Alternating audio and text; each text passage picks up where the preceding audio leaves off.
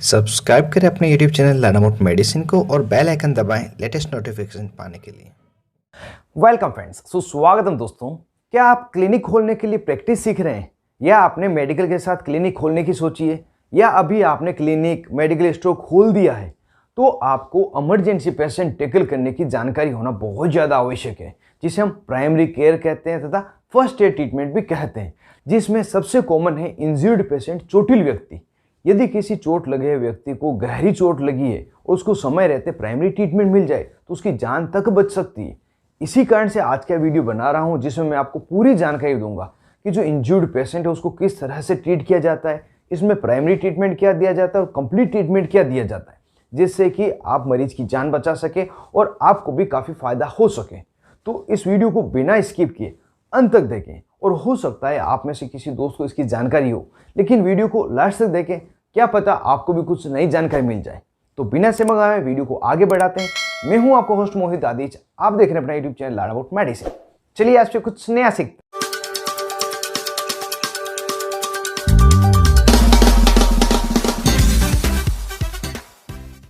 Hello friends, नमस्ते दोस्तों। जब भी क्लिनिक पर या हॉस्पिटल पर कोई इंजर्ड पेशेंट आता है, कोई चोटिल व्यक्ति आता है, तो सबसे पहले उसकी इंजरी को पहचाना जाता है किस तरह की इंजरी है। क्या गहरी लंबी इंजरी है, हेड इंजरी है, कोई फ्रैक्चर है या कोई सुपरफिशियल इंजरी है। उनके अकॉर्डिंग ही मरीज का इलाज किया जाता है। यहाँ पे यदि कोई व्यक्ति है जिसको हेड इंजरी हुई है, सिर में चोट आई है और बहुत ही ज़्यादा खून बह रहा है, या सिर में चोट आई है लेकिन खून नहीं आ रहा है, मरीज को उल्टी तथा चक्कर की बहुत ज़्यादा शिकायत है, या मरीज अनकॉन्शियस है, बेहोश है, तो उस स्थिति में आपको बिना समय गंवाए 1 मिनट भी खराब नहीं करना और पेशेंट को हायर सेंटर की रेफर करना है। क्योंकि सिर में चोट आने पर उसको हम सीधे ही डायग्नोसिस नहीं कर सकते, कितनी चोट आई है, क्या स्थिति में पेशेंट है, उसको सिर्फ हायर सेंटर में ही पता कर सकते हैं। तो उसे तुरंत ही हायर सेंटर रेफर करना चाहिए, जिससे कि पेशेंट की जान बचाई जा सके। दूसरी स्थिति, जब व्यक्ति को फ्रैक्चर हो जाता है, या फ्रैक्चर हाथ या पाँव कहीं पे भी हो सकता है। सामान्यतः जो हल्का फ्रैक्चर होता है उसे हम आंखों से पता नहीं कर सकते, लेकिन कई बार ऐसे फ्रैक्चर होते हैं जो सीधे सामने देखते पता चल जाता है कि फ्रैक्चर है। तो उस स्थिति में इसको भेजना तो हायर सेंटर ही है, लेकिन उसको हम पहले प्राइमरी ट्रीटमेंट देंगे।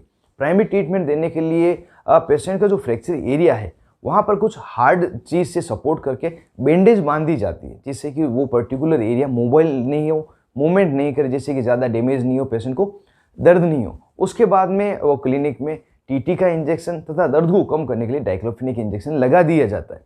लेकिन यहाँ पे एक विशेष बात ध्यान रखी जाती है, जो इंजेक्शन मरीज को लगाए जा रहे हैं उसकी जानकारी या तो मरीज को होनी चाहिए या मरीज के साथ अटेंडर है उसको होनी चाहिए। इसके लिए आप उसको एक प्रिस्क्रिप्शन पे इंजेक्शन के नाम लिख के दें, जैसे कि हायर सेंटर में आगे काम आए। अब अगली स्थिति में वे मरीज है जिनको गहरी तथा लंबी चोट आई है या सुपरफिशियली इंजरी हुई है। इन दोनों को किस तरह से ट्रीट किया जाता है, तो यहाँ पे हम इसके लिए प्राइमरी केयर किस तरह से की जाती है तथा कंप्लीट ट्रीटमेंट क्या दिया जाता है, दोनों के बारे में जानकारी लेंगे। यदि कोई व्यक्ति है जो क्लिनिक पर आया है, उसको डीप तथा लंबी इंजरी है और जो अवेलेबल पर्सन है क्लिनिक पर उसको टाँके लगाने, स्टिचेस लगाने नहीं आते, या स्टिचेस लगाने आते हैं लेकिन प्रॉपर संसाधन अवेलेबल नहीं है, धागा अवेलेबल नहीं है, तो उस समय उस पेशेंट का प्राइमरी ट्रीटमेंट किया जाता है, जिसमें जिस जगह पे चोट आई है वहाँ पर प्रेशर बैंडेज से उसे बांध दिया जाता है, जो ब्लीडिंग हो रही है वह बंद हो जाए, और साथ ही उसको दर्द का इंजेक्शन जो डाइक्लोफिनेक इंजेक्शन है वह दे दिया जाता है, जिससे कि उसका दर्द थोड़ा कम हो सके, और उसके बाद में उसे हायर सेंटर में रेफर किया जाता है।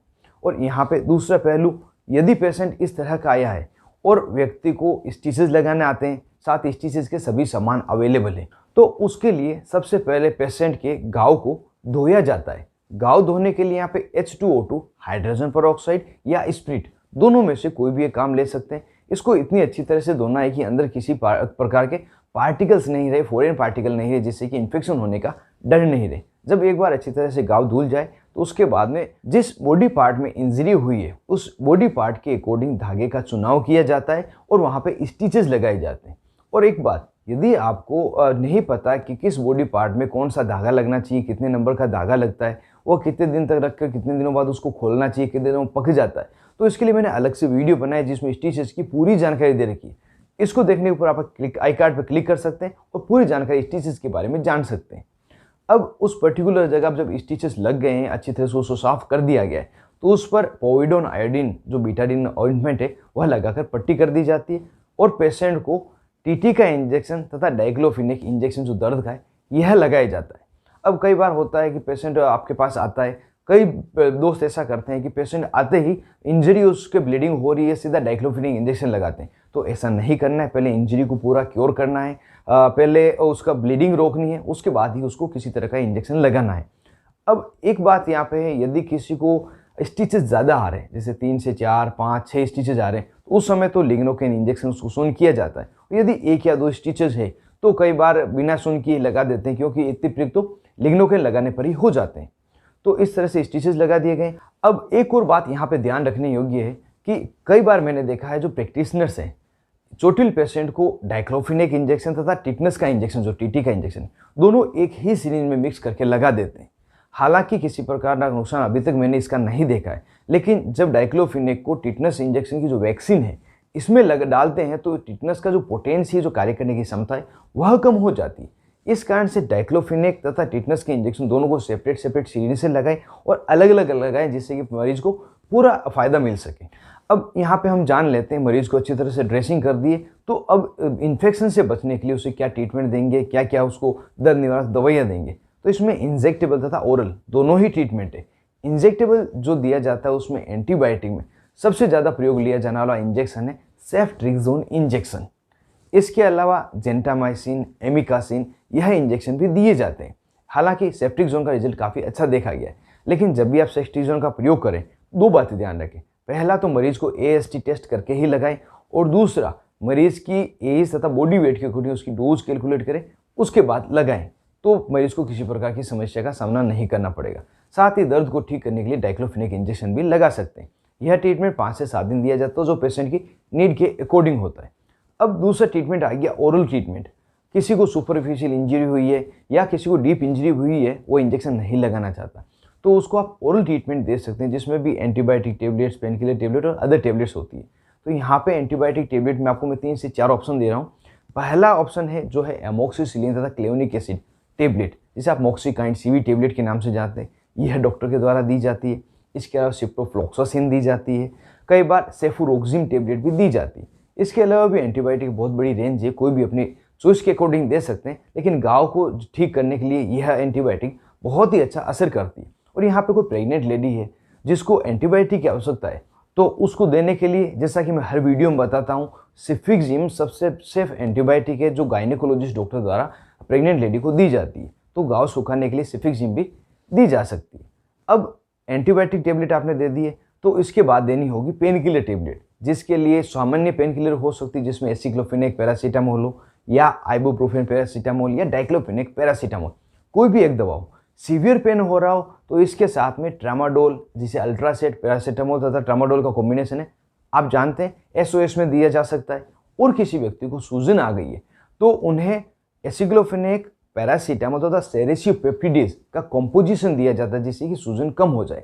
यहाँ पे आप कंफ्यूज नहीं हो, ये सभी अलग अलग दवाइयाँ जिसको आप स्क्रीन पे देख पा रहे हैं। सूजन के लिए सेरेसियोपेप्टिडेज साथ में होना जरूरी है, और बाकी अदर पेन किलर नॉर्मल होते हैं। अब जब आपने एंटीबायोटिक टेबलेट दी है तो उससे गैस्ट्रिक इरिटेशन होने का डर रहता है, इसलिए साथ में PPI, पेंटाप्राजोल, डेबिप्राजोल, ओमेप्राजोल कोई भी दिया जाता है। साथ ही जब एंटीबायोटिक लेते हैं तो छाले भी हो सकते हैं, तो B कॉम्प्लेक्स भी साथ में दी जाती है। और इन सभी के साथ में पोविडोन आयोडीन ऑइंटमेंट भी दिया जाता है, जिससे कि जब इसकी पट्टी खुल जाए मरीज की तो वो घर पे इसको लगा सके। यहाँ पर मरीज को जब फर्स्ट पट्टी करते हैं तो एक दिन छोड़कर एक दिन अल्टरनेट डे मरीज को पट्टी के लिए बुलाना चाहिए, और कम से कम 4 से 5 पट्टी वहाँ पे करवानी चाहिए, जिससे कि आप जो स्टेरॉइड गोज है उसका प्रयोग लेकर उसके इन्फेक्शन को जल्दी से जल्दी ठीक कर सकें। और जब पट्टी खुल जाए उसके बाद में पोविडीन वो घर पे लगाता रहे।